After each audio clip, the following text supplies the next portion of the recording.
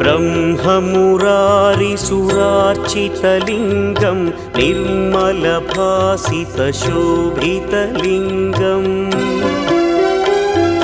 जन्मजदुःखविनाशकलिङ्गं तत्प्रणमामि सदा शिवलिङ्गम्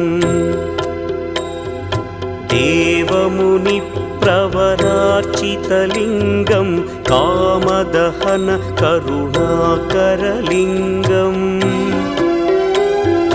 रावणदर्पविनाशकलिङ्गं तत्प्रणमामि सदा शिवलिङ्गम्